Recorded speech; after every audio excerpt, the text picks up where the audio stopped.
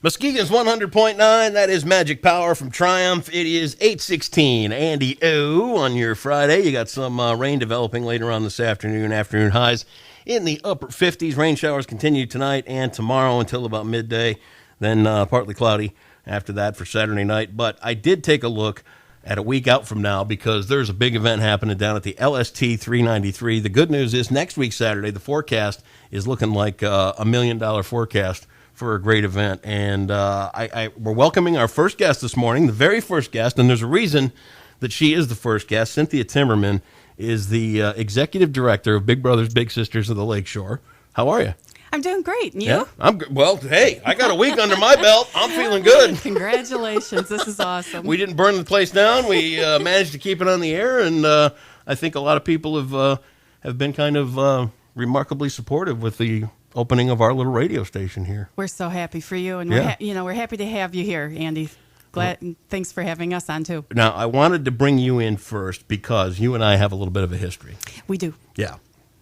And that history is, while I was not working between, the radio station and now and all that stuff, well, technically not working, you made a pass at me.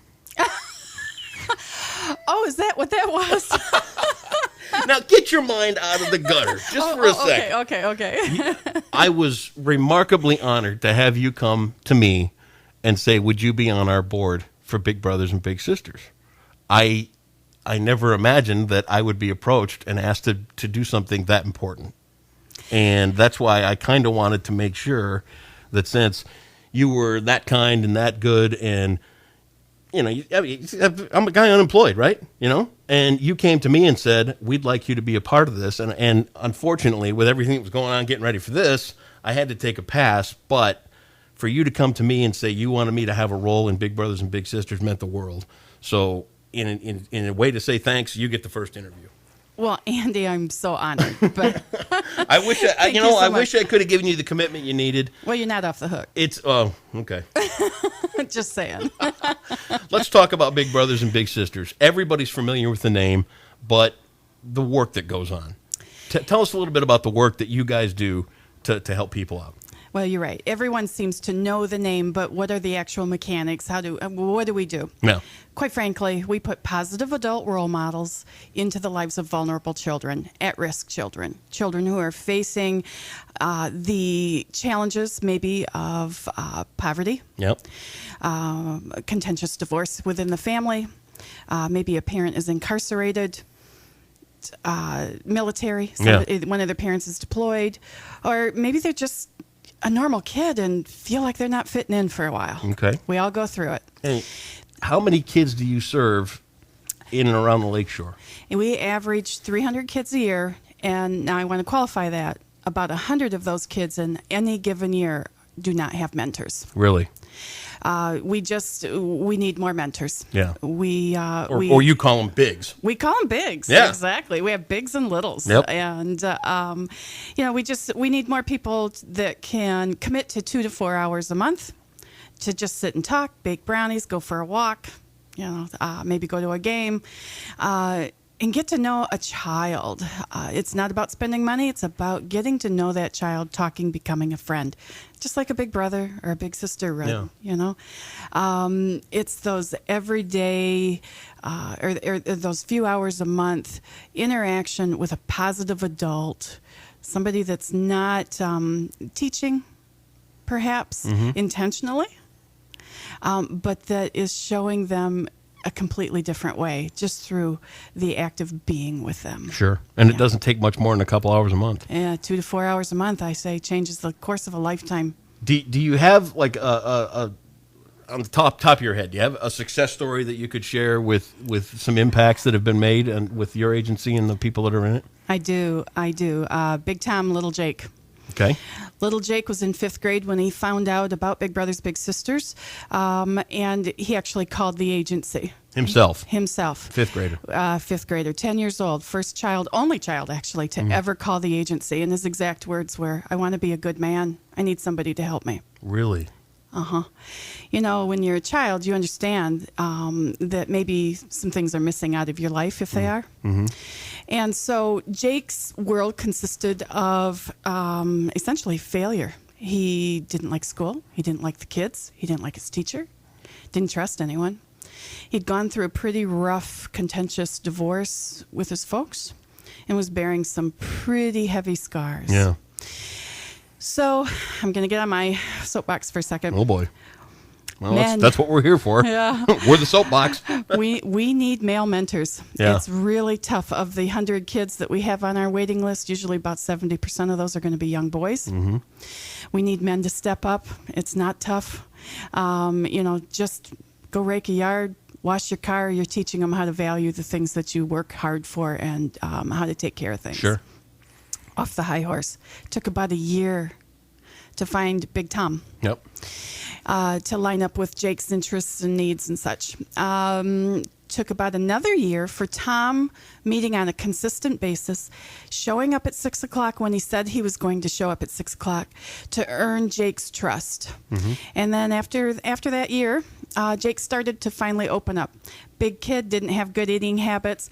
His nights consisted, up until he met Tom, of playing online games, internet games.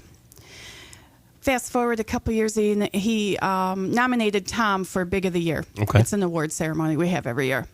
In his little letter that he wrote, he said, before I met Tom, I had 2 friends in the world, and I'd never met them. Wow. Scary stuff. Yeah, for a 10-year-old. For a 10-year-old. So Tom talked him into trying out for football. Yep. He tried out for 7th grade football, made it. Big kid, loves to tackle, take those guys out, loves it. After experiencing some success on the field, he started loosening up a little bit at school, started making some friends. Tom decided that it was time to start introducing strategic thinking to him. So he asked him to try out and encouraged him to try out for wrestling. Yep. He did. He's on the team. Yep. Doesn't like it as much as taking kids out, but because Tom told him he needs to be able to think ahead, plan ahead, set goals and such, he's sticking with it. At the end of 8th grade, I met this young man and had an opportunity to spend quite a few hours with him. He was bragging at that time, which we know was false bravado, about flunking out of school. Yeah. He was getting D's and F's. And I just mentioned to him that, you know, I hope at some point, you know, it'll all kick in. And, Sure. and you're going to, you know, you do fine. First marking period of 9th grade, just a few short months later, Tom and Jake came into the agency and showed us Jake's report card. All A's and 1 B. Now, I have to tell you, that A student was always residing inside of Sure, Jake. sure. Always. Yeah. But no one had ever been there to cultivate, to encourage, Yeah. and to bring that A student to the surface. And that's all it takes is just a couple hours a month. Just some time. Yeah. They drink sweet tea and eat chicken McNuggets. Isn't that great? The health plan. The health plan. You guys are you're funded by a multitude of sources. I mean, people send in grants, people can make donations. You have all kinds of events. Bowl for Kids' Sake has been going on for years. It's our signature event. Signature event, it's a big one too. And you guys, is this the second year for the big game? It is our second. Let's talk a little bit about the big Michigan State That's game next awesome. week. All right. Well, next Saturday is the 104th face-off between Michigan and Michigan State University football teams, and we call it Clash of the Titans over at the office. Sure. We are going to celebrate and watch that game with other fans from both schools aboard the USS LST 393 down in the Muskegon Lake, harbored at the harbor of Martduck. Yep. And doors open at 3. Okay. What's going to happen? The LST volunteers have brought in their huge movie screen into the bottom of the ship. Yep. We're going to decorate. We're going to have tailgate food and watch that game. It's going to feel like you're sitting on the sidelines because that screen is so large. Huge. We have tailgate food, all you can eat. Yep. A huge silent auction. Come on in. You get a free, with your ticket purchase, you get one chance at a large screen TV. You can buy more chances for that. We have surround sound. We have all sorts of logo items, memorabilia, that type of thing to be able to silent auction. Come on in, ladies. You can get a manicure while you watch for a donation. Why just ladies? I could use. Go ahead, Andy. I'd love it. I'm looking. Yeah, you could use that. But it's going to be a good time watching a great game with other fans from the area. And if you don't have tickets to go watch it, up close and personal there, come up close and personal here and make a difference on the life of a child. Absolutely. Good time. Now, this gets underway at the doors open at 3 next Saturday. Doors open at 3. Yeah, kickoff is at 3:30, so get there by 3, and we'll let you in. We'll start selling squares, 50-50s, all that. How about the balance now between Michigan and Michigan State fans? I mean, is it on average, is it about 50-50 of the fans that are showing up? Or Last year it was 50-50. Now, I got to tell you, those U of M people are a little cautious this year. We got to get them out and support the school. Come on. Michigan is they're having their difficulties in the football program. Hey, they're still ranked very high nationally, so it's anybody's game as far as we're concerned. Yeah. I'll tell you what, we're going to put details about times and all that other stuff up on MuskegonRadio.com.